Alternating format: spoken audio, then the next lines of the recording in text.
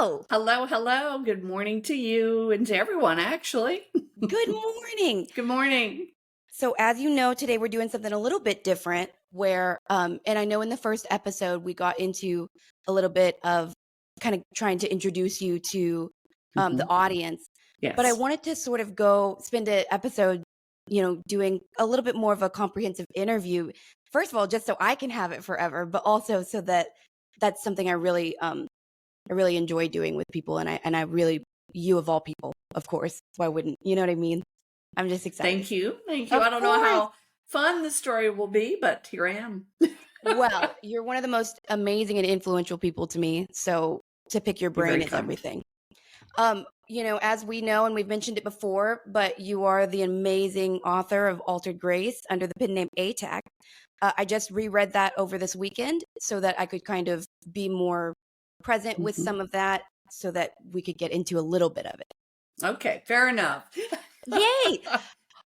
So what struck me about the book, first of all, was you really go way back. You start with your dad and his storyline, and then you Yes. start with your mother and her storyline. Yes. And in case, your new listeners, the name of this book is Altered Grace Raised by Killers. So you were actually the reason these two people are very important to the story is because they actually committed quite a few crimes, and they were Yes. very abusive to you and your five there were five kiddos, four Five siblings. kiddos. Mhm. And what is so interesting about the way that you do that within the book is you really humanize them.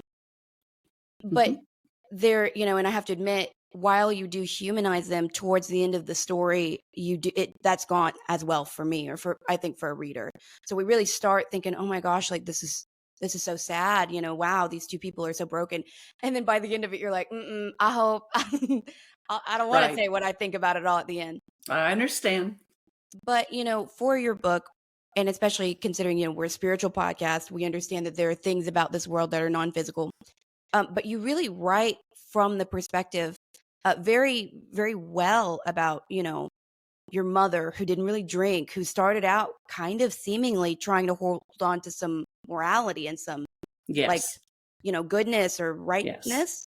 Whereas then you have your dad who um, was pretty much abused straight from the jump. And so it made sense why he started to develop these angers and the craziness, right? Absolutely. Absolutely. When you were writing that, how did you really come back into touch with what that must have been like for them? Was that they had shared some of that to you verbally, or did you channel it, or did your guides help? Like, what brought that so clear to you?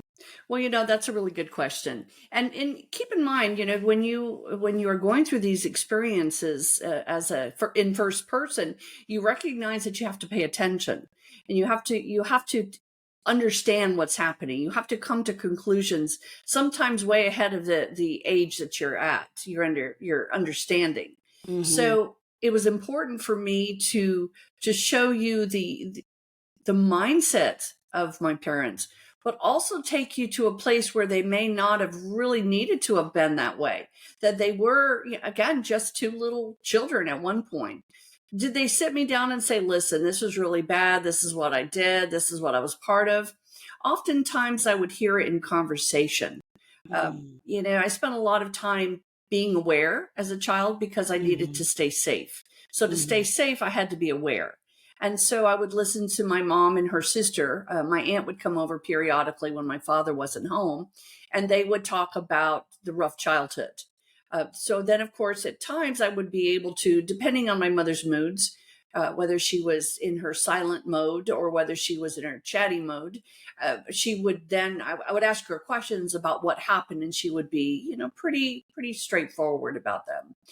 As far as my dad, he would go into fits of rage, and those were Hmm. the moments that he would share some of the Hmm. heartache, but he would do it in a way where he had to be the one in charge of it, meaning that he would taunt them and they would hurt him and he would want to hit them back, and so he wanted to take an active lead role in the way of being kind of the hero, which was a very interesting take from an early age for me to see. But he Trying to kept rewrite that. history. Yes, exactly. And he carried that role in his mind for a very long time.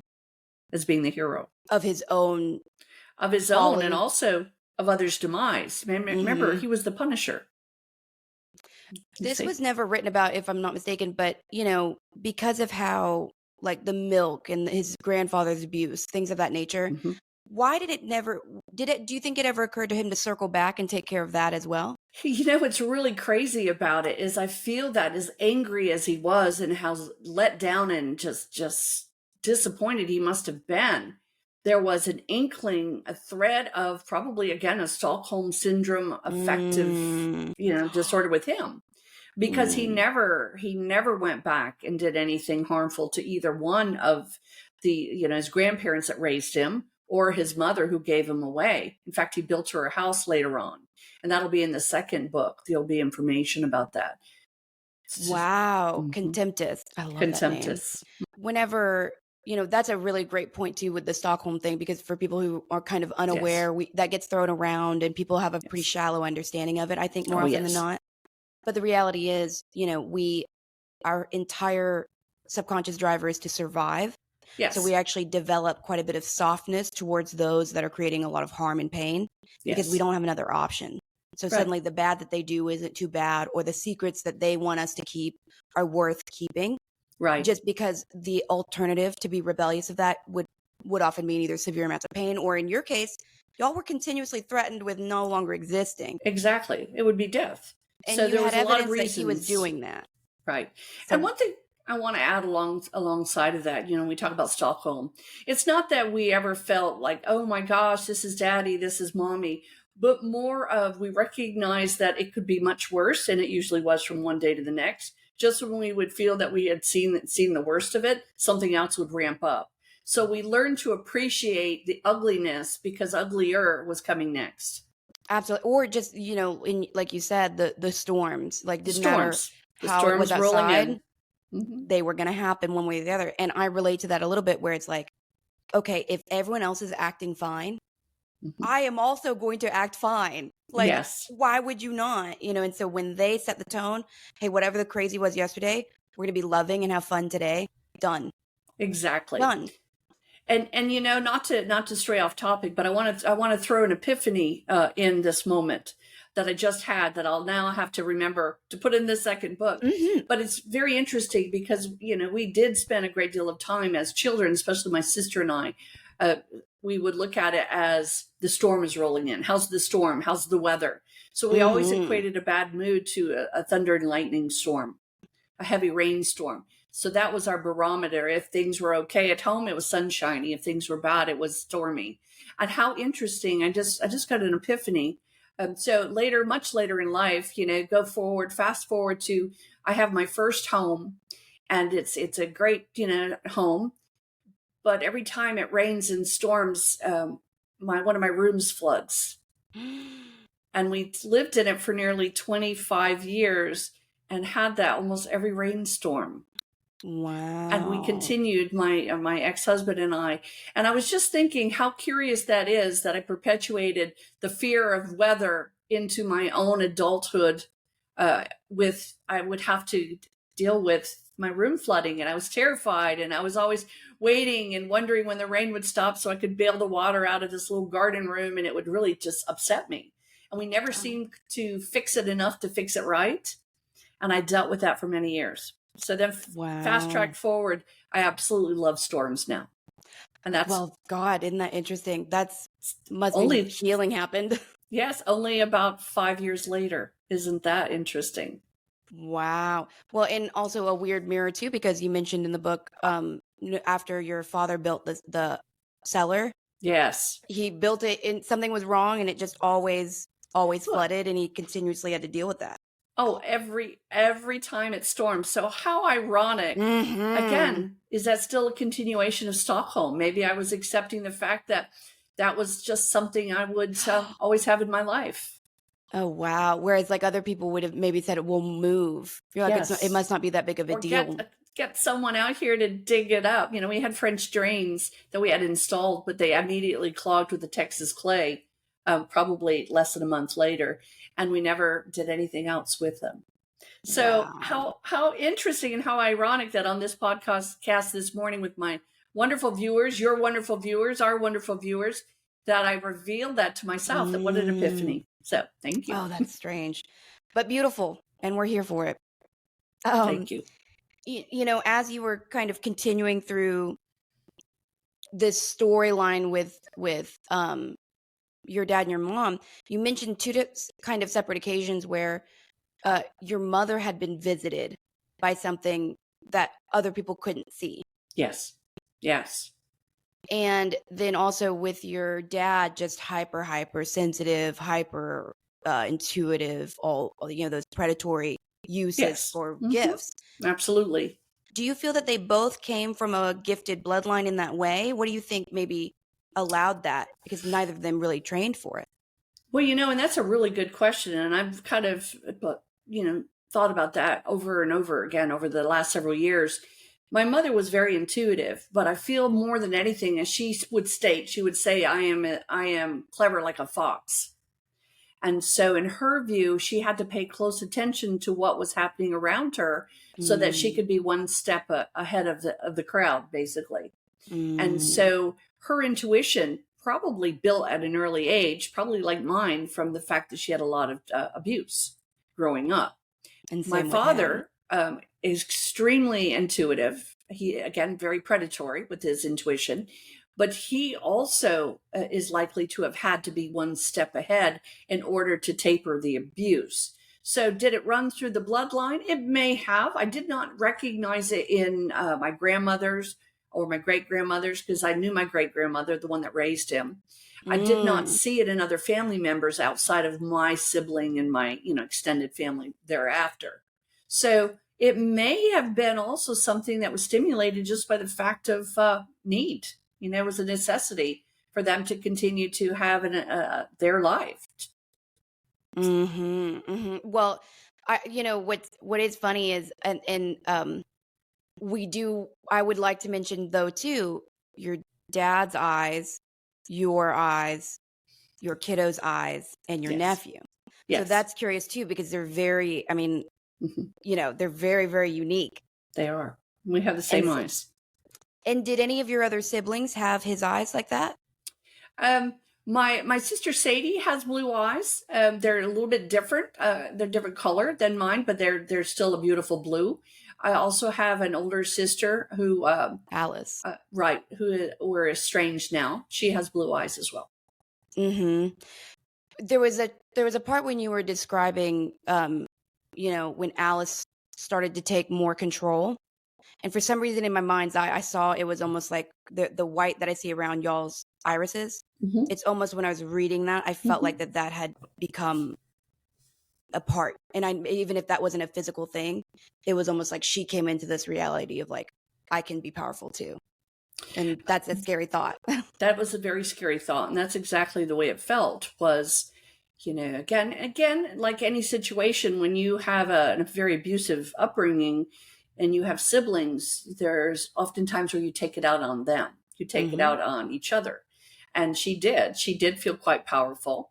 She extremely intelligent, very sure of herself when it came to, I'm going to be better than anybody that I live with. And she, in her view, succeeded in her view of being better, you know, whatever better is than anyone else. I'm not real sure about that, but it makes sense. And as she got stronger, she became quite mean. You know, it was incredible the way that you were able to, and again, I can't speak high enough. I read this 4 years ago. And it was just really a hard read at the time. And so I don't know if I even enjoyed it from the writing perspective, but this was such a pleasure because you're just an incredible writer, first of all. Thank you. That's very kind. Thank you. I mean, I'm serious because I read a lot. So I was just in it. I was so in it. But and the way that you would talk about their feelings, even as a narrator, was just so artful. And you made them all, your siblings all, very human without apologizing or shielding what occurred. You know what I mean? In the way that, it was so well done. I mean, it's just people. You were able to describe them as people, like in all the good and all the bad. Well, and thank you for saying that. You know, one of my goals when I was writing this book, I knew it wouldn't be a happy story. And I didn't want it to be something where I was just listing facts. Right. And that seemed real redundant and boring, and I didn't feel good about that part of it. So Mm-hmm. in my view, what I felt would be best was take the reader with me. It's going to be Mm-hmm. a painful, bumpy ride. We're going to buckle up. We're going to hit the ground running. We're going to make it short and sweet, each chapter, maybe not so much sweet, but definitely short, so that you could imagine or at least feel for a moment the emotion that went through that chapter.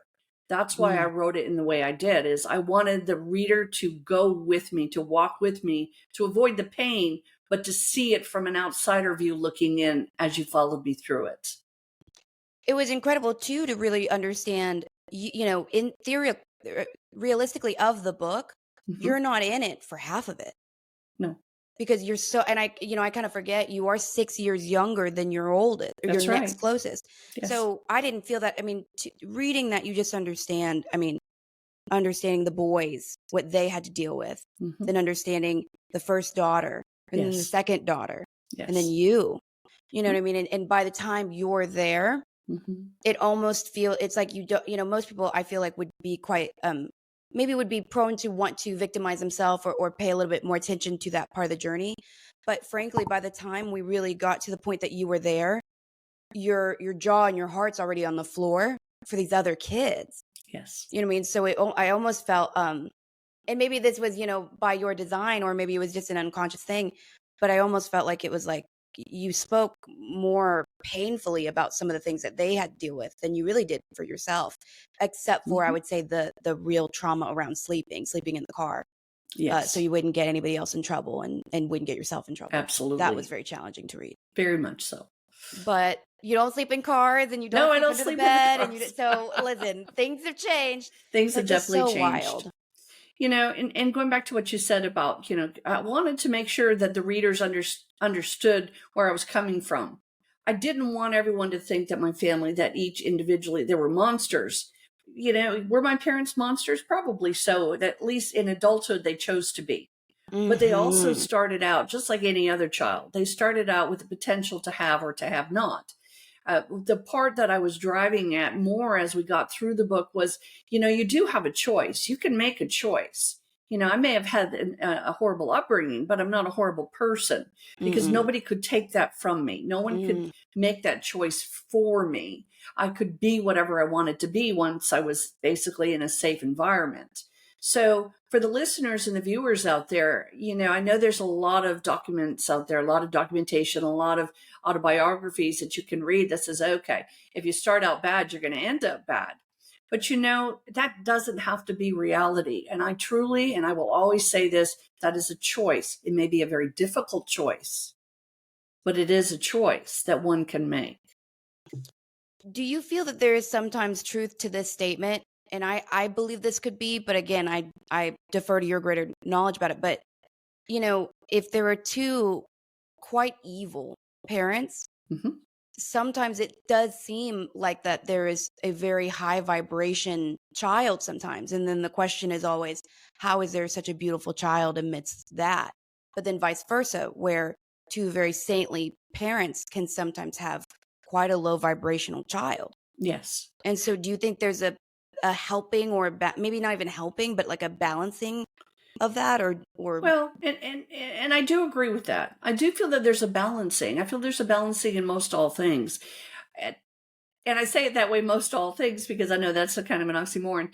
It's most things will have a balance. And I do feel that having parents like I had, having very just horrible individuals to raise me, I feel like it was a balancing act that we became a little bit, and again, not just me, some of my other siblings, of course, took high road as best as they could.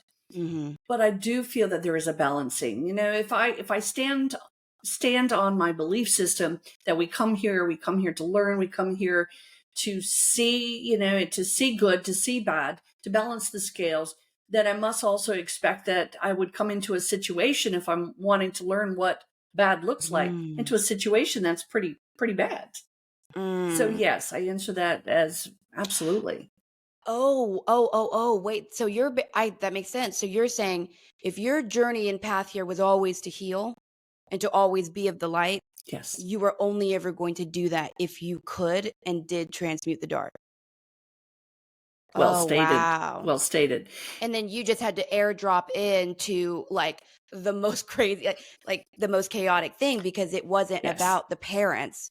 It was about the experiences they could provide. Yes. And I That firmly makes believe sense. that. And Yeah. again, please understand, I'm not saying, oh, look at me, I'm coming in, drop shipped as an No. angel, and I'm going to solve the world by being, No, the crane their said, children, "We'll their drop you child. here." It's the Right. craziest house. You're like, "Wait, And no, keep going."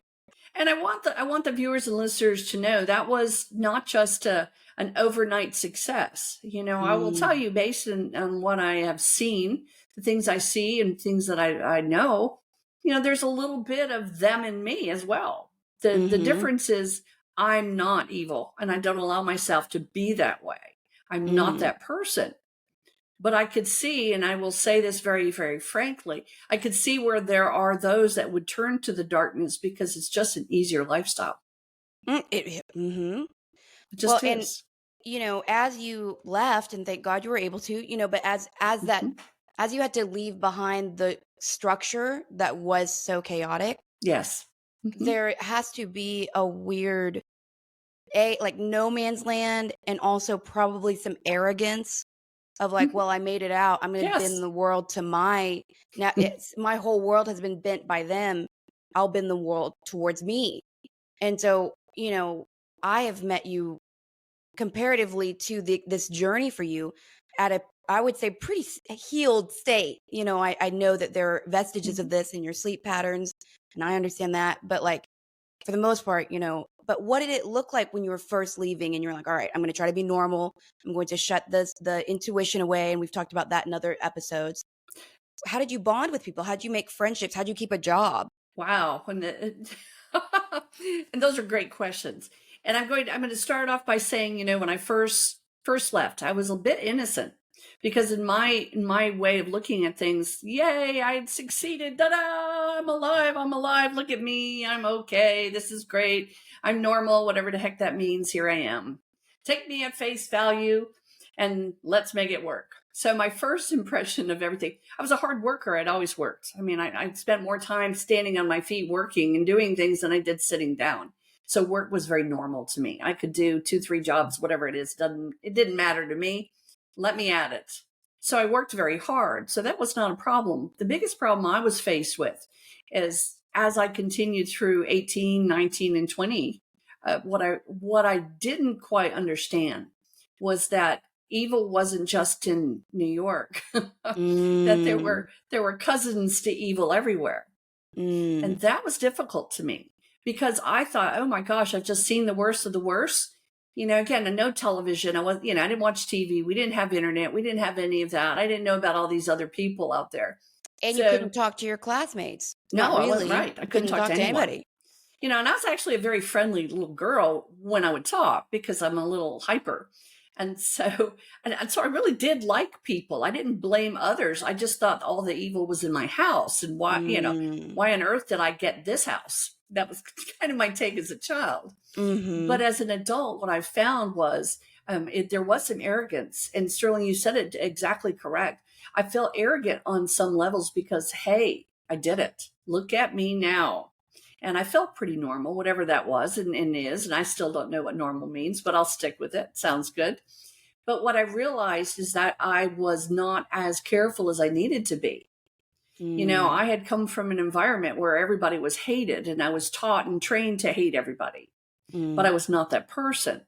So what I found is that I started loving everybody. Well, not everybody deserved my Mm. love as far as kindness and chatting up and talking to. So I Wow. had some difficult situations. I one time had a dear friend of mine who had been asked her hand in marriage from this guy. And my instincts were, I don't like this man. I don't like this man.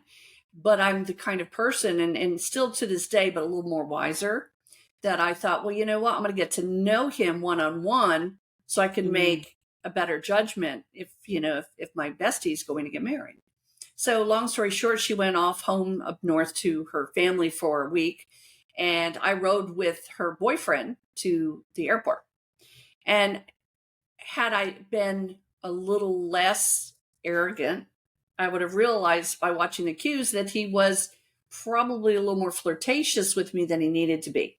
But again, I'm queen of the hill because I've survived. I'm normal. And you're just protecting your friend, so you feel like you've got the Yes, power here. exactly. So I'm taking care of someone else. So, guns a-blazing. So Mm. long story short, we ended up at a hotel room that was supposed to be a dance studio he was going to show me. Gullible, yes, gullible as can be at that point. A dance studio in a motel. That should be interesting. Well, if you tell me it's so, it must be. But if not, I'm going to kick your you-know-what. Because that was the mindset. So needless to say, I almost got raped that day Oh my for being gosh. stupid. But even then prided myself in the fact of how I escaped it. Mhm. So instead of putting myself in situations that I could, go and learn from and, escape from, I should have not put myself in those instances. And those will also be in the book.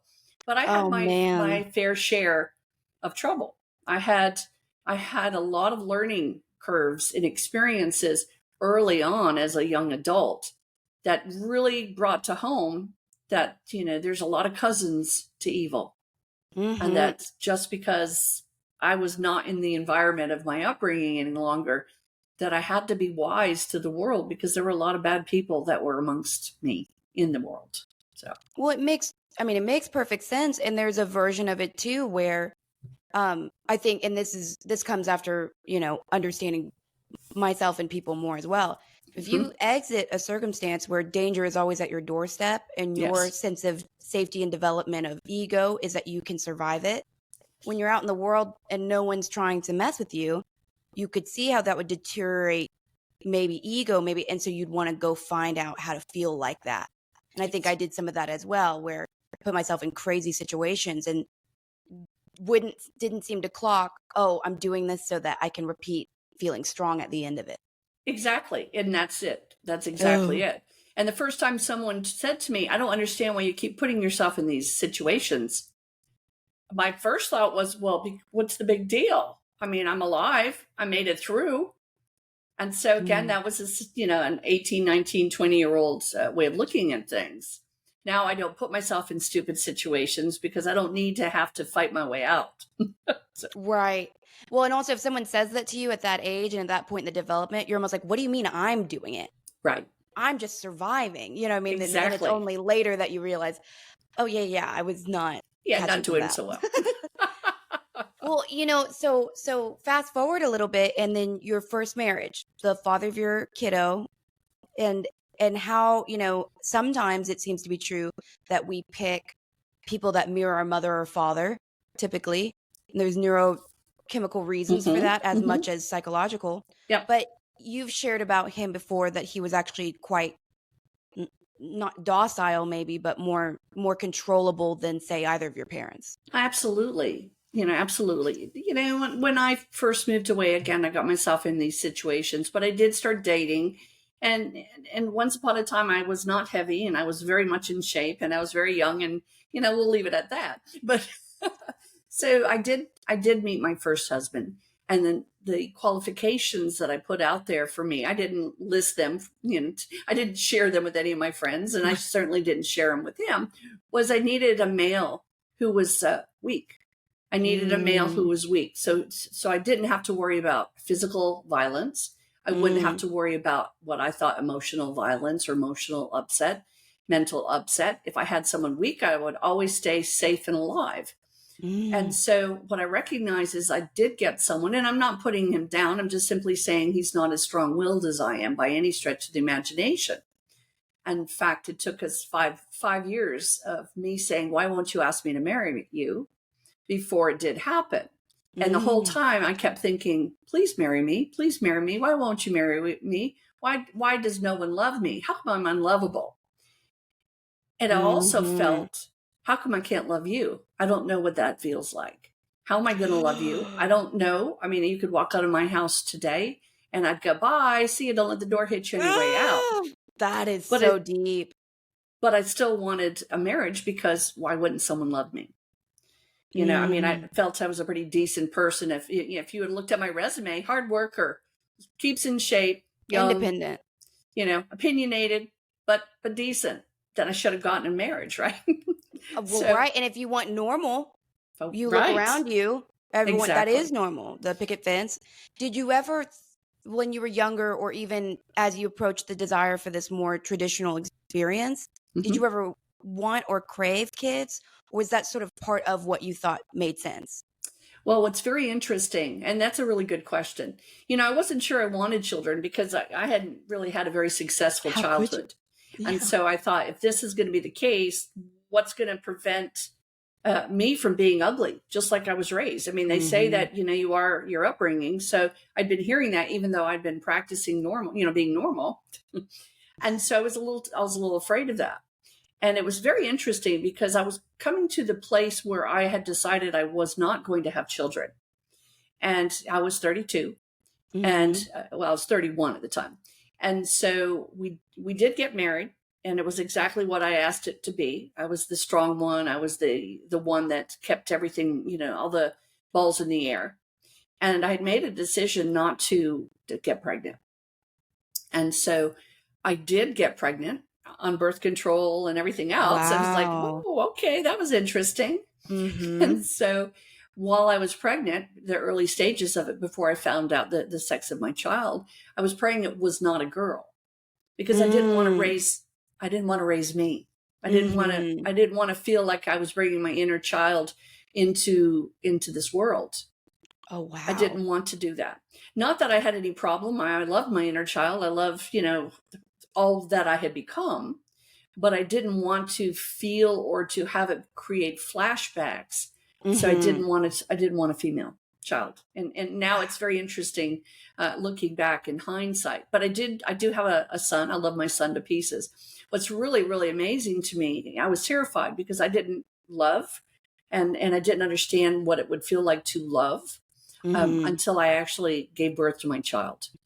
Wow. And it was the most magnificent feeling. And I thought, oh my gosh, is this what it's like to love?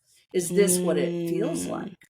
And I was so taken with that. I was enamored with the feeling of, oh my God, I really love this baby. I love this child. And so, a little bit further into that, my child was born, amazing child. I tried to get pregnant 2 more times, and I had miscarriages. And what was so Mm. ironic about all of this, and I share with you, and not to probably too much information, but when I was having the issues afterwards, because I decided at that point, if I could raise a boy, I probably would be okay with a girl. We could try it. Mhm. Maybe the tenderness I felt would come out, for a child, a female child.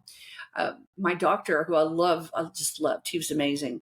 He said to me, he says, he goes, I have no idea how you even got pregnant. You have no hormones. Your levels are all in menopause. You haven't even gone through premenopause. You are now in menopause. And so he goes, I have no idea how you got pregnant. So I take that as thank you, God. I do believe there's Wow. something a little greater than all of us. And I always referred to my son as my miracle child. I wasn't supposed to have him. Well, what's so funny about knowing him a little bit personally is he's very headstrong. Yes. And so it is funny if he, as on a soul level, he's like, "No, I'm coming in and I'm coming into this world through her." Yes. And then he's just like, "It's happening." That's just Yes. that's his personality. Oh, it was amazing, and quite honestly, I owe him so much from the point of he taught me what love was. He Oh, really what wow. love is. I fell in love with my child, and I realized that motherhood was something that was not taken from me. That I could feel those feelings because I had them within me. And Wow. so that extended later on further into a different relationship, as far as marriage. I did divorce. That was something that I hung in there for several years, and it was time and made that leap. Mhm. And so Man, we did and go through how was divorce. that? I mean, was that just the most terrifying thought, or by that point had you come to understand that you maybe would seek a more dominant partner, or did you still think I'll still need somebody that is subduable? Well, what I recognized, and again, I'm not bashing anyone. I don't want my viewers to, No, and your viewers to think, oh my gosh, listen to her, she's just no. bashing people. That's not my goal. My first husband was really about Even the when you say that, right after you say that, I think back on what you just said, and it's always so nice. I'm like, "No, nobody thinks you're bashing well, I anybody. hope not. You're very sweet." Looking back at my first husband, I recognize he was probably the absolute opposite of me. Where I was strong, he was weak, and he hated the strength. Where Mhm. I was, trying to get organized, he was very disorganized. So Mhm. we were the absolute opposites. And so I wasn't happy that that's what it was, but I was still physically safe. And so I Mhm. lived parallel in a marriage that I should have necessarily probably should have given up a long time prior. Right. But I realized I was still safe. And so Mhm. when things did go sideways and he did leave me, I was shocked. And I will tell you, again, a little ego here, because I was like, oh my God, I'm so nice. I did everything you asked me to do. I paid all the bills. I made all the meals. I cleaned all the house. I did all the yard work. What more could you ever ask? We also know that was a little bit of ego because I thought, Mm. how could anyone leave me? It was Mm. the best thing that ever happened. And probably for him too. Of course, that's a Mm. whole nother story about what happened later, but we'll leave it at that. I But it love it. was probably one of the best things that ever happened to me in my adult life was Mhm. that marriage being dissolved. Mhm. And then now, I when I met you, you happily married, Happily married. not with the same individual. No. When you came to find, after the divorce and there had to have been a period where um did you expect to connect with somebody like you did your husband? It's really funny because that was in spite of my best efforts not to, which Mm. sounds kind of strange. But, after my divorce, I did date some. I'm not opposed to dating. I enjoy company. I enjoy Mhm. socializations and, socializing. And so I'm not that person that hides away. And so what I was telling my friends, I was saying, if I'm ever to remarry, if there's ever going to be anyone in my life for me, this is my criteria. This is what it has to be. And I was very, very, very, definite about this. And I shared it with several people. I said, it has to be my twin flame. I know I have a twin flame out there. He's about 6'2". He's tall. He's got a beard. He's got salt and pepper hair, probably more gray. He's a Viking. He and I were together. He went off on a boat and he never came home, and I've been waiting for him ever since.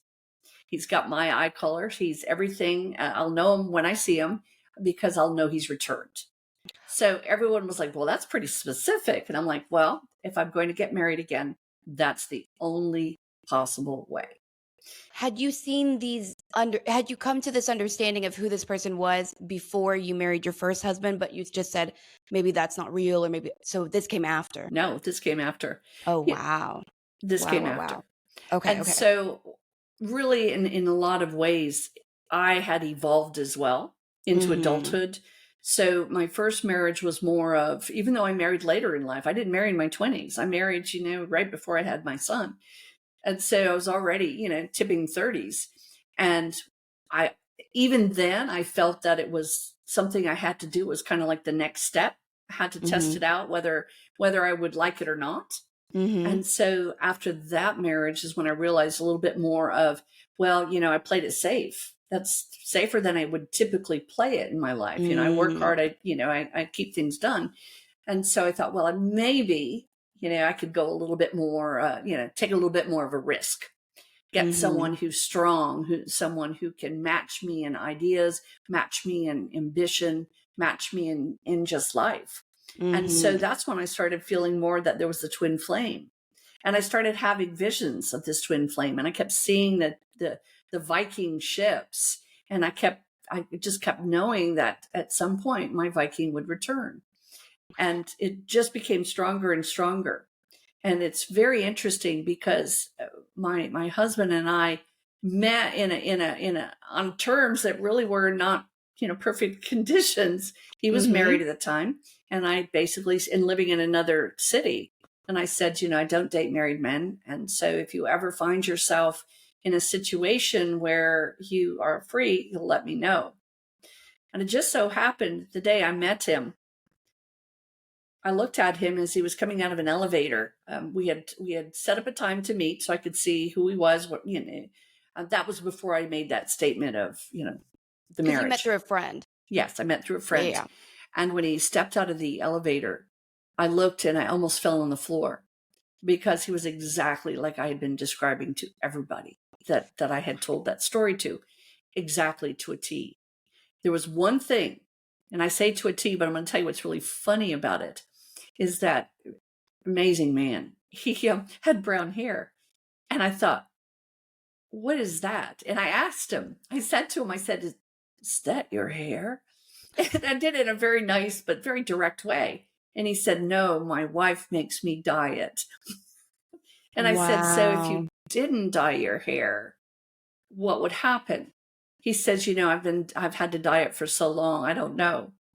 So fast forward, we started dating. He did move. He did relinquish a very, let's put it this way, that marriage was gone a long time ago, just like mine had been. So he did finish with the divorce. He moved to where I am, and he let his hair just get natural, just, no And you more made him color. wait a week. I Yes. remember. And it was so interesting because during that time, his hair started changing to the color I expected it to be. Wow. And he started growing a goatee, which is exactly what I had been What you'd seeing. seen. Oh, So wow. it was quite remarkable because he wasn't doing these things for me. I said, No. you be you. What is it you need, from you? And he said, well, I wasn't allowed any facial hair. I wasn't allowed to keep my natural color. So here I am. And he was exactly, to a T. And I've had people that have heard that story from the past that met him and said, this is the Viking you were telling us about. And That's it's like, so yes. wild. And that's so Yes. beautiful. I mean, Yes. that's, well, you kind of, I guess, even so then you guys marry, and then by this point as well, he's got a kiddo, you do as well, but they're kind of grown, right, at this Yes, point to a degree. absolutely. Yes. So there's almost an interesting union where it's like you're both single, you're both pretty unfettered from young children and those responsibilities. And so on some level, it's almost like this is you both have the maturity you didn't have from before. Yes. So in some ways, it's like you had the time to become quite perfect for each other, because there's a good chance had you guys met 20 years ago, would not have. I don't know, you know what I mean? Like, I wonder how that would have gone. But see, the universe is interesting in that way. Very much so. We are perfectly matched. And I say that without any hesitation. Are we perfect? No. Do we get into little debates? Yes. Do we get into arguments? Really, no.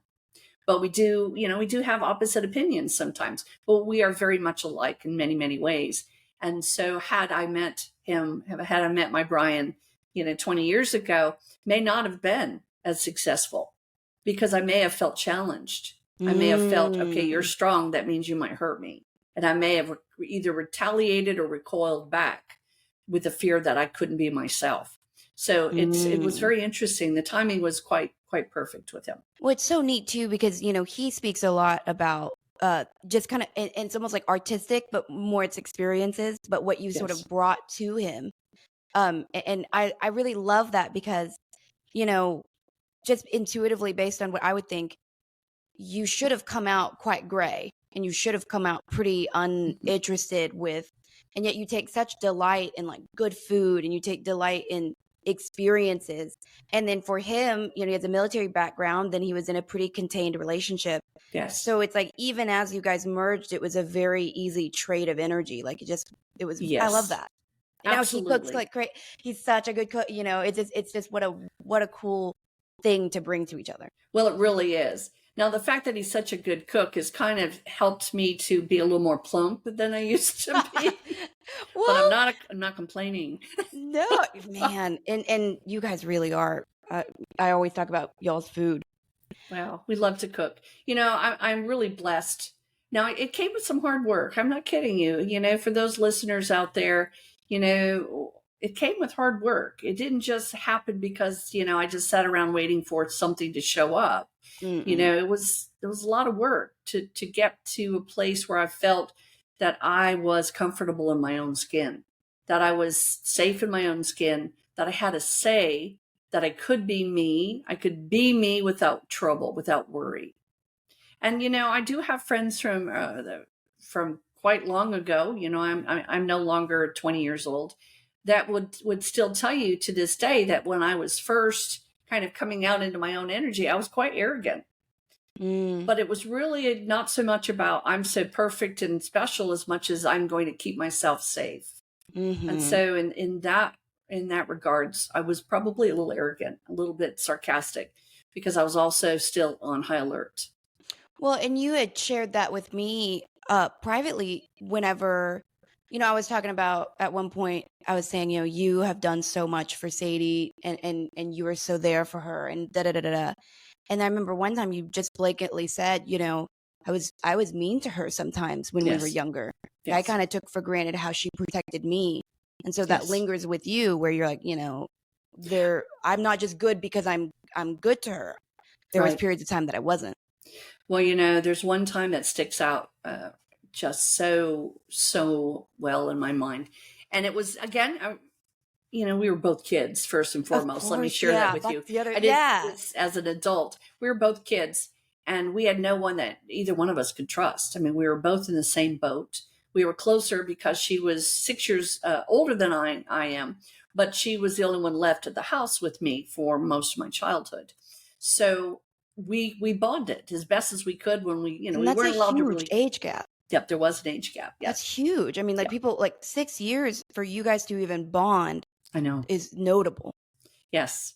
And so, and again, we probably bonded because we had common, common trouble, common issues, common heartbreaks. But what was so important to me during that time, and I really do love my sister, when we were growing up, we never said the word love. That was because we didn't feel it. I mean, I love her now. I liked her then. I had a feeling Mm, for her. I couldn't even really put it in words because, wow. again, when you've never been given any kind of understanding of what it feels like to care for someone, you have to come up with your own ideas of what it is. So I did care for my Mhm. sister. I did like my sister. But one day in particular, we lived on a property that had, again, the water table was all messed up, as you mentioned about the cellar filling up with water all the time. Well, we had a large property, and there was a part of the property that would turn into a swamp every spring. I mean, cattails, pollywogs, frogs, you name it. It was a swamp. And so my sister and I were playing trust games of all things. We didn't trust Mm. anyone, but we were learning trust with each other. How cool is that we knew to do that? How cool is Mhm. that? And to this day, I'll never forget what I did to her because I really feel really bad about it. But it was her turn to put the blindfold on. And I had her in the backyard and I would tell her, okay, walk 6 steps to the right, turn to the left, 4 steps. We were building trust. We were learning what Mm. trust really You was. wrote about this too. Yeah, it really hurt. I felt really bad about Mm. that. And I basically led her into the swamp. Mm. And she took her blindfold off and she says, how could you do that to me? And I never forgot that because I wasn't that person. I was not that Mm-mm. person to be so ugly. But again, when you're in those environments, where everything is really, fight or flight, live or die, some of that does get in your energy. And when I did Mhm. that, I intentionally did that and then felt absolutely horrible afterwards. So I guess I'm grateful that I felt very horrible afterwards. Still Well, do. that's I talk about this in like relationships with clients and I say, you beat yourself up because you think you can intellectualize, I would never do that. I would never do that. Right. And then you just don't really know how you'll feel until Right. you're there Till you're again or you there. do it for the first time. Mhm. And that in the book you write about it and you mention, you say, you were funny. You did have a sense of humor. Yes. And so, but there was also a very dark humor of your Yes. father. So even though you had never bled so deep into that pathway because you Mhm. just couldn't, you weren't sadistic like him, there No. was that part of like, this will be funny. I'll get one over on her. Yes. Yes. And so, I mean, and your kid, like, again, we can't stress that Right. enough. But yeah. And so what was her, like, it didn't break the trust entirely, No, obviously. it didn't. It didn't break the trust entirely. And she was okay with it later. And I apologized profusely because it wasn't something I really wanted to do. It was one of those Mm-hmm. momentary, idiotic things.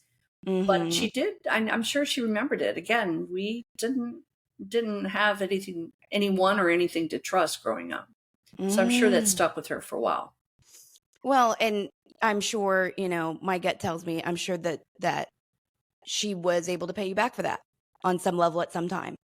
You know what I mean? Because that is the Probably. nature of Yes. these dynamics. It's like, Yes. well, if she can't forget it, there's going to be a period of time where she's like, hey, remember that one time? I'm going to get you. And That's I hope siblings that she too. did. You know. I hope that she did. I can't remember what it would have been because I'm still a little stuck on what I've done to her. But Right. Well, to me, it's at the end of the day too, with things of that nature, it's like, even if there had not been, there is a natural competition with siblings. There's a natural, right. And we try to assert dominance over each other especially if we don't feel dominant in any other way. Yes. Kind of talking about, well, your other siblings took it really far, but, Yes. So whenever you sort of look at other people, because you're a healer just by nature, so whether or not you intended to, I'm sure you've been drawn to, or other people have been drawn to you that share experiences or share versions of a lack of safety as a child. Right. When you look back on how you navigated that, where it was protecting your mother through your intuition, not because you loved her necessarily, but because it also kept you safe. Yes. Everything absolutely. was not altruistic, really. Right. If you could just pop back into, let's just pick 13, 14, when you started to kind of have more power, more say a little yes. bit. How do you think you would navigate that? And obviously we're not talking about turning anybody in, because we understand that Stockholm thing is a reality. You are still your safety, your beloved sister's safety was still, in the book you write about, the few times your mother would, the frying pan, anytime where she was like, just don't, indicating that somehow taking your life would be considered too far. Which up to this point in the book, you're kind of thinking, how could she stand on anything at this point? But she Right. did seem to articulate that sometimes. Yes, absolutely. As I started getting older, now keep in mind, for those that are curious, because I know there's so many people out there that have asked this, that have thought this, that didn't feel comfortable asking. Again, we're taking you through 18 years of experiences, and the Stockholm syndrome is real. I will tell you that now. It's not because one loves the person that's basically holding them, that's basically kidnapped them. That's the way we felt. We felt like, oh my gosh, let's just look at this as we've all been kidnapped. It's just painful enough, but this might help us to cope better. And so we knew that safety was in cooperation. So we cooperated quite well, mostly. But as I got to 13, 14, I had already had a little bit of an arsenal of information. I took notes. I wanted to make sure, because I made it a point of letting my mom know in particular that someday my story would come out, their story would come out. Wow. That I may not be safe enough to do anything about it now, but someday I would be heard, and they would have the story out, and the other people would know what monsters they really were. And she always told me, "Oh, you're too stupid to write. You won't ever do that." And she would laugh. She would think that was funny. She was sure that I was just too stupid to make that happen. So I'm glad I did. I'm glad I wasn't too stupid. The irony is you're such an excellent writer, and you shouldn't be.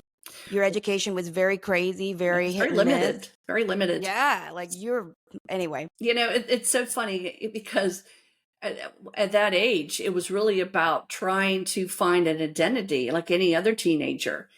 Sometimes mine was a little carried away. We did have a grocery store next to us for a long time. And sometimes we would have, I'd go, okay, fine.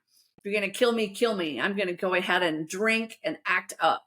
So I would, I would get something to drink. Again, I was the only one living at the house, and I was angry. So I would go and get I hated beer. So I would go, and I still hate beer. I'd go get what they used to call cold duck. I don't even know if they make them anymore. And I would buy one because I would sweet talk the person that took over the store. It's like, listen, you don't know what I'm putting up with right now. Just give me one. I'll pay you for it. I've saved enough money for one, and I would go sit right there in my bedroom, and I would drink it, and I'd go, ha ha, come get me now. Because that was, again, my way of saying, listen, I'm angry. I've been through so much. I'm still terrified of you, but I've got to find me somewhere along the way. Now, obviously wasn't the right way to find me, but like any other teenager, it's probably oftentimes what they do. They go smoke a cigarette or go find something to Of drink. course. Oh, yeah. Well, in the period of time where you were, because this isn't written too much about in the book at all, but, Mhm. you know, had your parents stopped killing people by that point? That's a really good question because by that point, I feel like they had taken a break That's what because, intuitively, it feels that way. yes, and I do feel they took a break until I left. Because which surprised me. Because I would watch and I would wait for things to happen. It doesn't mean that the nuttiness stopped. It didn't mean that the beating stopped. It didn't mean that my father wasn't shooting over the heads of the neighbors who never turned them in. It didn't mean that he didn't get picked up for DWI, but the people that picked him up put him in a holding cell and kept demanding that my mother come get him because he was destroying the cell, but they wouldn't arrest him because they knew how crazy he was, and they knew my mother quite well. So, Mhm. those things still happened. They still occurred. But as far as bodies, I never saw another one until hearing about them after I moved out. Wow. Now, Yeah. again, I know that there's a lot of I don't, I wish I could make those that have this opinion understand it from a different perspective. Just because you are released from that environment and you no longer live under that roof doesn't mean that you have really lost the Stockholm syndrome's uh, that feel. Okay. My sister Mhm. never moved far away from my parents' home. She stayed less than 5 miles from them. Uh, Mhm. whether that was a good thing or a bad thing, that's not for me to judge. Right. She did share with me years later that she felt that something else was going on, that there were other instances where there were people over that didn't, no one knew where they went to, people that didn't come back and just disappeared. But she, as an adult, was still threatened with her life. She was still Mm. threatened that if you say anything about anything that you may or may not know, I will kill you in your sleep. And that was a big thing. Oh, So yeah. even though she was still, she's still an adult, she was still terrorized. And then along comes her son, and Stockholm syndrome again. My father told my sister that her son was everything to him and that he would treat him like gold, which he did until he Mhm. was old enough to be trained and taught to be like him. Mhm. And then Mhm. that went sideways. So there's so many moving parts to this childhood. People remember I was born in the 60s. I grew up thereafter. We didn't have the modern communication. We didn't have the internet. We didn't have Google. Heck, we had a black and white TV, 19-inch. So we came from a very different timeline. Most of you would think, well, man, just get on your phone and text Yeah, no, it's 911, get yourself some help. When your mother is sleeping with the police department and the judge, the only one judge in the entire town, you've got a lot of limitations. You have to be really careful who it is you communicate with oh, because you yeah. don't know if they're friend or foe, because more often than not, they're not your friend. Well, and, I don't know that it's stressed even that much in your book as well, but I've been to the region where you grew up, and it's Hmm. still to this day incredibly small. I would assume that it's incredibly underfunded when it comes to any civil services at all, because Yes, it's so remote. And so then on top of that, your entire life has said you can't trust anybody. right, And certainly the few times that you did and it slapped you in the face, you're not going to go to it. Who are you going to go to? right.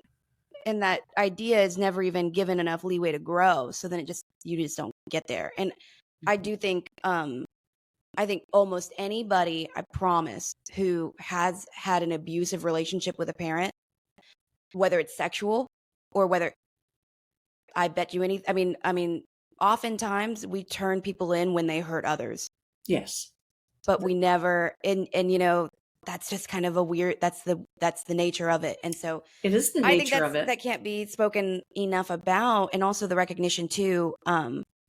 There's something different when somebody that Hmm.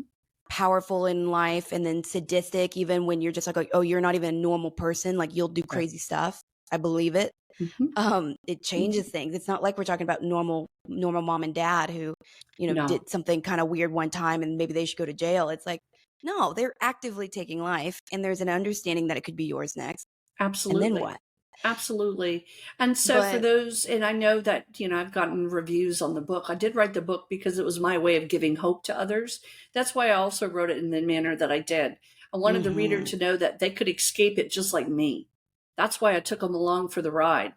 It was to say, let's get through this together. Let's get to the end of this book together. Let's you and I don't know your circumstances. I don't know your situations, but by the time we're done the book, you're okay. You're going a different way. You're going to go be better.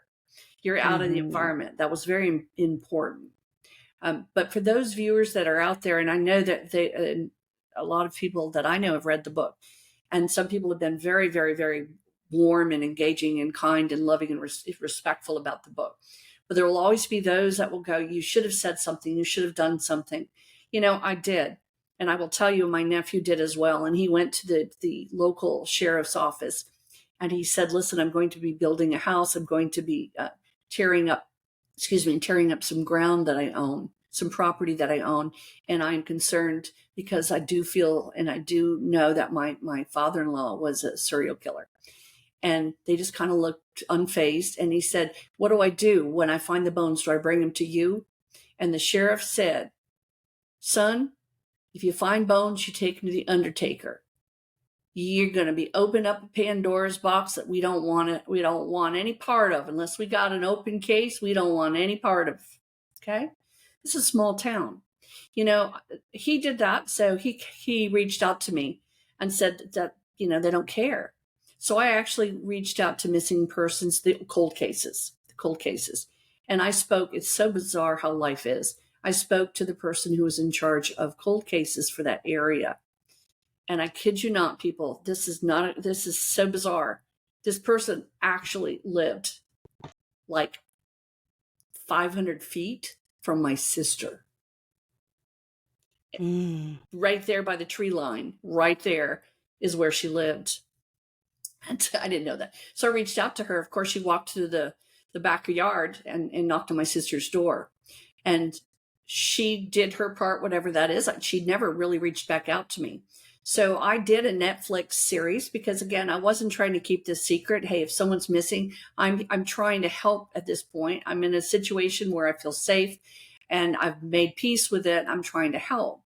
And so when the people from Netflix had to investigate it as well because they couldn't put anything on television that would be problematic, that Mhm. could cause them angst or problems.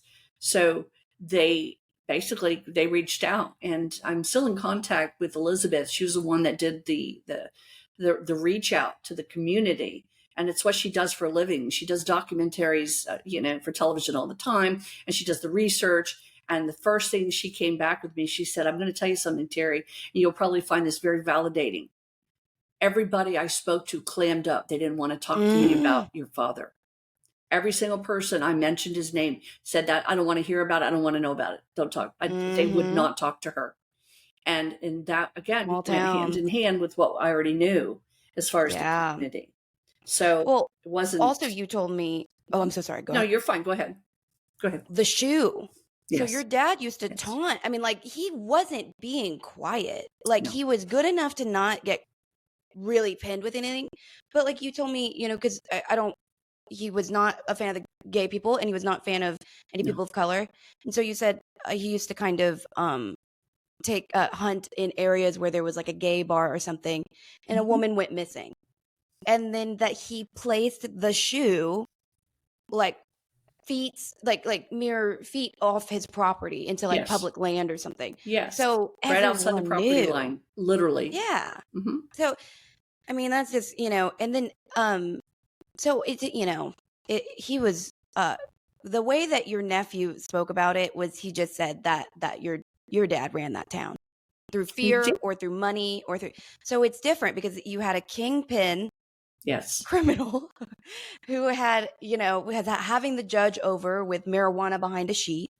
Everyone, you know what I mean? Like he was taunting people. He was very sadistic in that way. Very, very much so. Very much And so. so it's so funny how, even what you did the Netflix thing not even that long ago. You That published this was, book I think, was it 17 2019? I think 18. It was before the pandemic. I don't even remember now. But because you published this 17. 17, So right? it would have been after that, Right soon after the after that, Netflix, right? yes, Yeah. So this is recent, yes. and then for that to still be a not spoken about, you can't talk about it. I mean, it's just so evident of how much control he kind of had. There was a lot of control.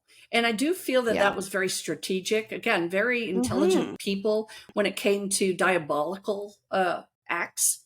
Probably not in so many other ways. My mom was a good businesswoman. We did have a business for a while. And she was very strategic about who she was friends with. Hmm. I got a job, and it was terrible at it. I quit after that day. I got a job, I mean, literally while I was still in high school, working as a courtroom stenographer Yeah. for the only judge in town, because my mother had said that she wanted me to do that. And Because so placement is everything. placement is everything. And I guess if you've got a judge on your payroll because you've slept with him and now you're going to tell his wife, I'm sure he's a little bit more interested in helping out this person's daughter. So, Well, and prostitution is illegal. So the moment that anyone yes, took money for her services, they're in the bag now. Because what are you going to do? You solicited. We know it because yes, I was the one you solicited. And then what? exactly. It's very interesting. The Mm. BCI investigator that was my mother's friend, that's a Bureau of Criminal Investigation, used to ride motorcycle. He liked his motorcycle better than the car.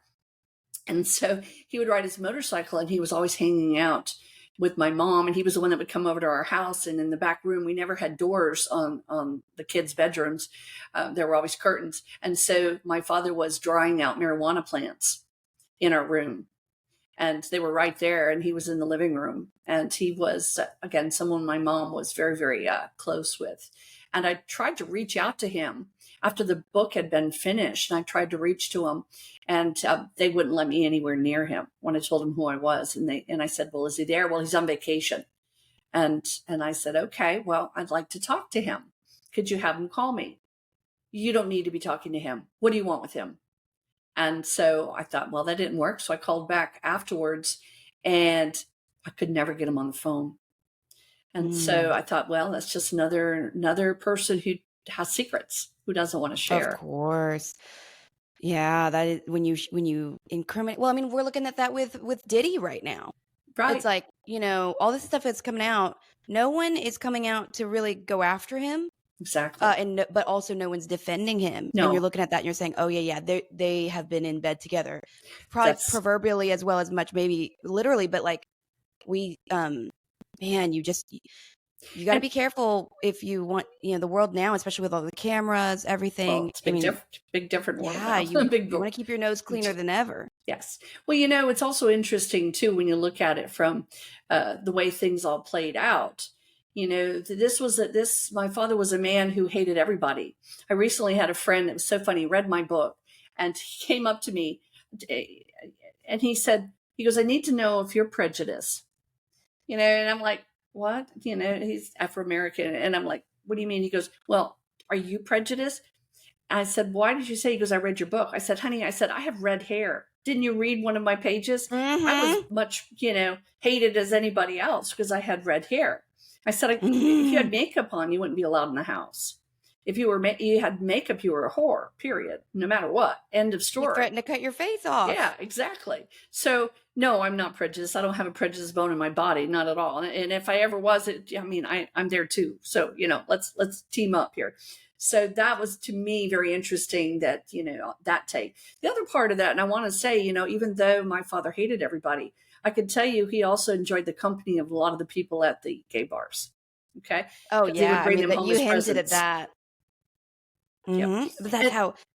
the other thing that I want to throw in the middle of it, why the townspeople may have been very closed-minded and very closed off from what was going on, is that we did have an area um, in our modern day world. One could call it even the ghetto, the small town ghetto. So there was an area behind, about a mile down the street from where we lived, that was considered a ghetto. We called it something else, and I won't tell you the name of it, but it was some kind of alley. We would call it that. Mm-hmm. So everyone knew the riffraff and the drug dealers and the drug users lived there. So as my my father was cleaning up, a lot of people were probably okay with that. Oh, wow. Do you Yeah. see? So Well, yeah, a because they're lot like, of and we yeah, a lot of diabolical connections here that really cause absolutely. a lot of angst.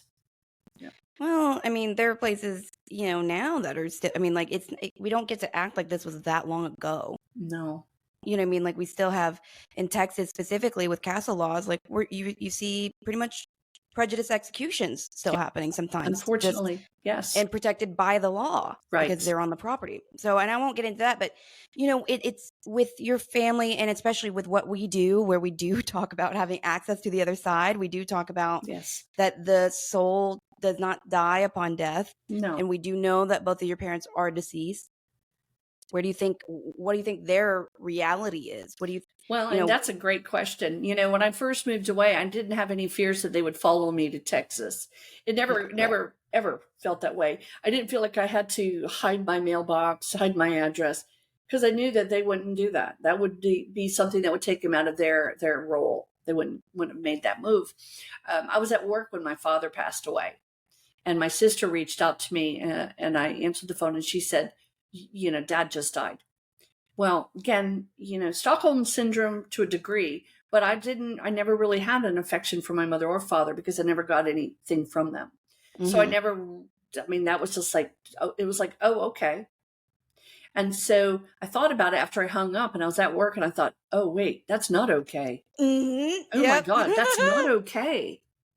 That means he's in my world now. He's where Right. I am a lot of the times. And I did feel that. I've always spent part of me in the spirit world and part of me in the physical world. And I thought, dear God, he can reach me now. What am I going to do?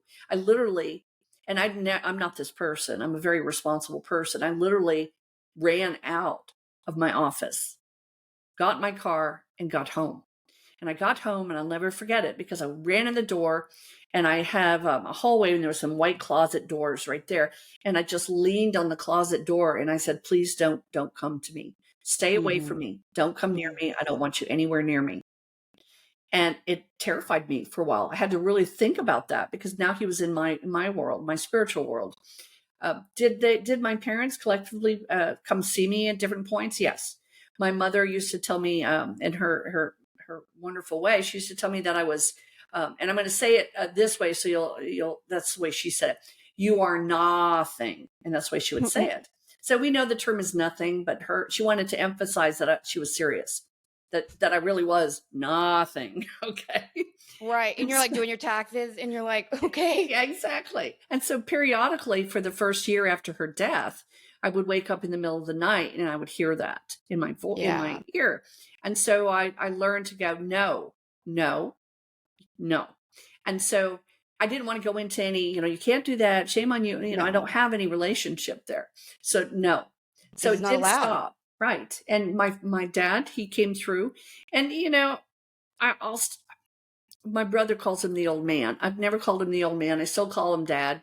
That was the way I grew up. That's what I call him. Doesn't mean I have a dad. I never have had a dad. It's just a term I use for him. But I would feel his energy around, Hmm. but I wouldn't feel him for long. Yeah. When towards the latter part of our time together, he would never look me in the eye. It's uncomfortable. Yeah, that's It what was I very just thought. uncomfortable. He wouldn't look me in the eye. And I learned that if I stared him down, and I started this as a teenager when he tried to kill me when I was 18, I stared him down. And I realized that from that day, he couldn't really look at me anymore. And it wasn't guilt. Trust me, it wasn't guilt. No, no, no. Um, He's just but weak. there was something, and so I learned that if he looked at me in the eyes, I would not stop my gaze. I would not release the gaze. So I didn't really have any of that relationship. So in death, I would feel him somewhere around me, and I would say no. And where I thought him to be, I would just kind of look. I would look in that area. I haven't felt him here in a while. Periodically, weird things will happen around my family still up north, Hmm. Sadie and Jacob. But fortunately, he stays away from me pretty well. They both do. Well, that was definitely a thought and not fear driving at all, but a thought of, because I understand how energy works. I understand if you're thinking about somebody, they'll Mhm. probably feel some version of that. And I remember while I was reading it thinking, I do wonder if there's an ego when someone reads your book, if he's kind of like getting off on the fact that his story is being told. But I wonder, but at the end of the day, for me, and once again, I was in my bedroom when I was reading it, and there was just a reality of like, even if he were to visit here, there's nothing here. Like, there's nothing here to be interesting. There's nothing, because people of that darkness, they need that tantalized thing. And like, even Right. when I'm at my worst behavior, Right. it's not going to be dark enough for him. It's not going to be interesting enough for him, No. or really anything that, that I would No. perceive negative. So thank goodness. And I think that's the way Mhm. people should perceive things like that. Not to Right. be afraid, but to recognize they're not footholds. If there are, Exactly. And that's a I different did conversation. about that too, Sterling. When I was writing the book, when I had finished it, I thought, okay, now that I've done the book that I was told I was too stupid to do, um, what are they feeling? What are they thinking? And I started, and again, I don't come at it, and I really don't. And I feel that that's important to know. I don't come at it like, haha, you sorry ass people. Look what I've done to you.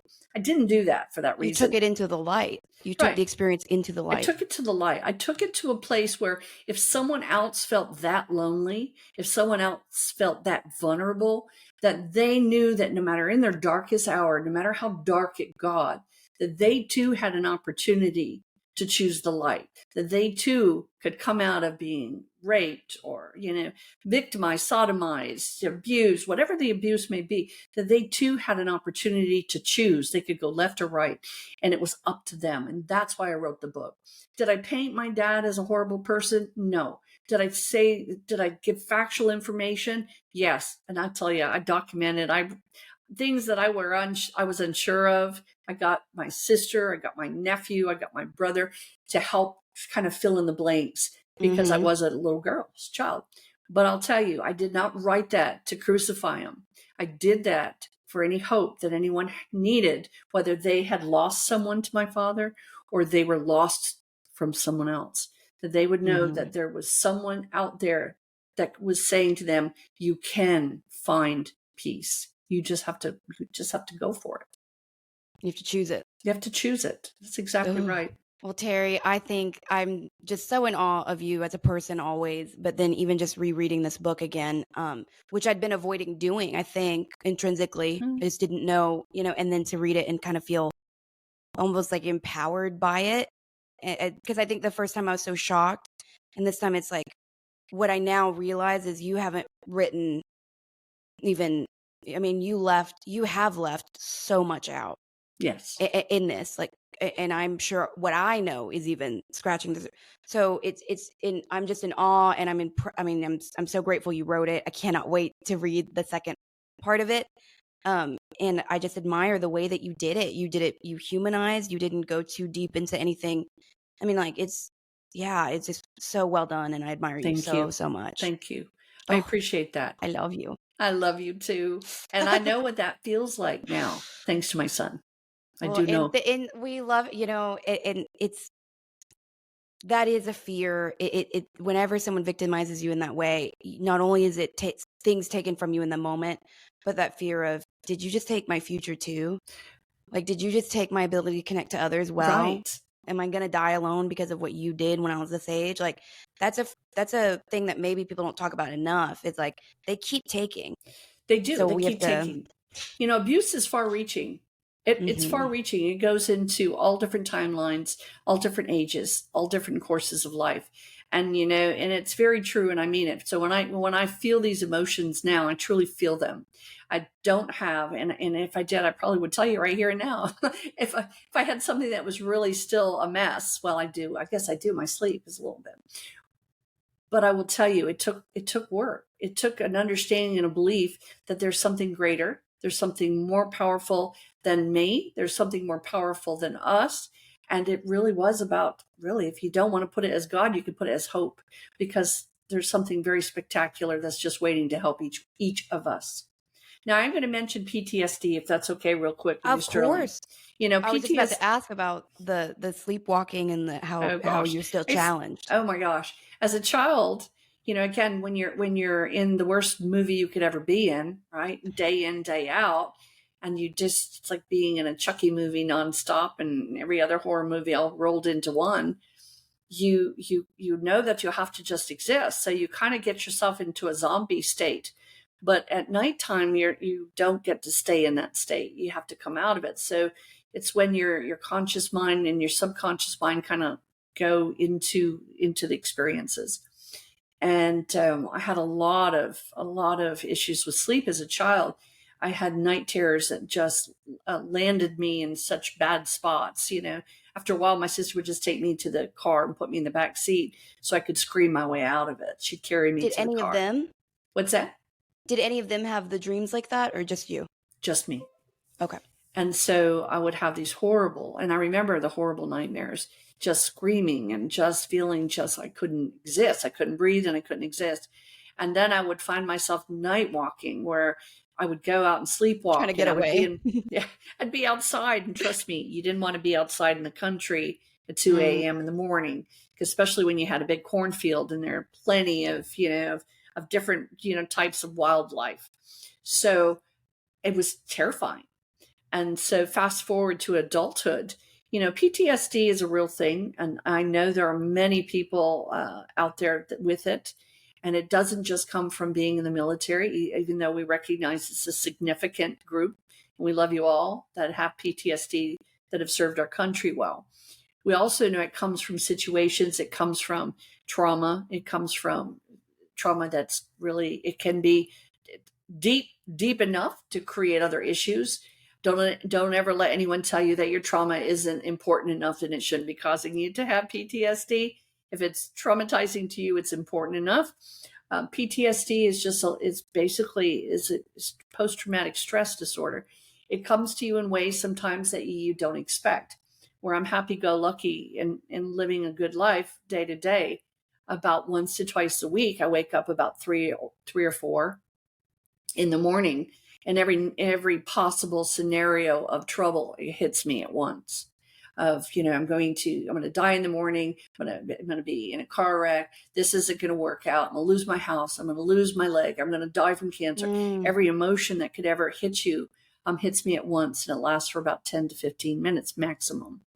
I've learned to wake up, get a drink of water, and I say to myself, I'm very blunt with myself. I'm like, get your ass back to bed.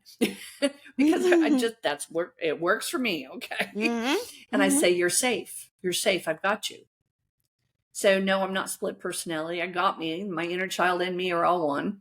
But I've got you. And I go back to sleep, and I've now been able to sleep through it after that. I go back to bed and I'm perfectly fine. And then I wake up and I'm like, there's no problems. I don't have any of these worries. But if I'm going to have them, it's usually in the middle of the night. And it's once to twice a week. And has been since I got rid of the nightmares. Yeah. Well, and on a chemical level, it's a stress disorder. And so I was studying this quite a bit to understand it better a long time ago. And it's like, what really happens is we have the way that you can best explain it is you have a tank of a stress hormone. And so when you go in the military or when you have the childhood like you had, it all gets used up too quickly. And normally it should extend through your lifetime. Makes sense. But you're so traumatic, you use up all the cortisol, your adrenals get stressed. So now you're out, but the world is still stressful. You have none of the hormones to handle it normally and to calm your heart rate, all the things. And so then you have to intellectualize how to deal with that stress because your body isn't doing it well anymore. Right. And so that's why, everyone always thinks, oh, they're over this thing because they just haven't really been triggered by it. Right. And then suddenly guilt and shame because I thought I was over this. But I don't know if you ever, I'm sure you can. And there's now some very interesting treatments about maybe healing the neural pathways that take you the same way. But you can't ever go back and get more of the hormone that you spent for you in your early childhood. No. For people, maybe in 2 years of service, it's all gone, depending on what they see and do. So, there's a reality, there's a chemical reality, there's a psychological reality. I'm sure there's a spiritual reality because we do talk about angelic energy supporting energy that's been damaged. Yes. So it's like you have it's a 3-front war at some point. Well, so we do the best we can, and we love each other through it. We love ourselves through it. We do it the best we can, with the experiences. And this is going to sound strange, and some of you might think, why did she say it? But I'm going to say it anyway. The PTSD is really the only thing left of my upbringing. And there's times, even though trust me, I don't like to wake up in the middle of the night thinking I'm dying of cancer. It's like, I just No. got to pee. Why am I dying of cancer all of a sudden? What the hell's up with that?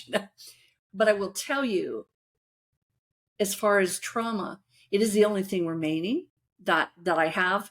And it's something I'm actually okay with keeping. It's a reminder that ugly exists. It's a reminder that pain exists. It helps me to be more, what's the word for it? More aware of others' pains and plights. It helps me to be more understanding. The expression, when you walk in someone's shoes, you understand them better. To me, if this is how I can do better with my life forward, and I can do better in my work and my journey, then a little PTSD once, twice a week for me, because it is limited. I'm not putting it, I know yours may not be that way. I'm willing to accept that as my sacrifice to help understand what it could be like for others. Well, and that's a great point too. It is relative because the woman I was speaking to, who was an endocrinologist, she was saying that she had seen housewives that were just abused, that had the same cortisol depletion as a war veteran. So you can't go around comparing traumas, because your body is going to respond the way it does, and you're either with or without those hormones moving forward through your experience. Absolutely. So we gotta have a lot more love in the world, but have love for when people are really struggling. But absolutely, Terri, I just love you so much. Well, I love you. I love so what much. we do. I love that you do what you do. The world is so much brighter with you in it, and safer with you in it in some ways, that with the healing that you do. And so I adore you. I can't thank you enough. And your happy birthday. It's your birthday week. Oh my gosh, it is my birthday week. And yes, you made it it to all these birthdays, because there was a period of time where you were told you wouldn't. That's exactly right. So I'm very thrilled. I'm wrote happy a book, to have more birthdays. You're killing it. Well, I'm well practiced with birthdays. I'll tell you that right now. Okay. I've got my experience behind me there. Well, I love you so much. I'm going to let you go and get with your day, too. because I always keep you a little bit long, but happy birthday. Thank you. I love you too. And I love our viewers, our listeners. If you've got anything you want to ask us, Sterling's the boss. Remember, I come here with love. She comes here with wisdom. She's got this. You're so sweet. So make sure. And of course, I'll link everything below. Your book, of course, how to reach you if ever you wanted to work with Terri. Well, my goodness. One thing I got to throw in real quick. I've done some interviews with just various magazines over the last couple of years, and I've got one right now. I just remembered I haven't reached back out, so I need to do that. I get so many messages. I try. Right. No. But I'm going to be interviewed by another magazine in Minnesota again. So that's on my list for this week. So I've got a lot of fun stuff coming up. A lot of cool things. So that's important. Good. And you deserve them all. Well, keeps me busy. I'm happy to do it. And we do. Well, that's another form of the PTSD, is the busyness. Yes. We don't feel safe if we're not busy. So, they continue to take. But anyways, I love you so much, and we'll talk soon. And yes, indeed. Happy birthday. All right. Take care. Bye-bye. Love you.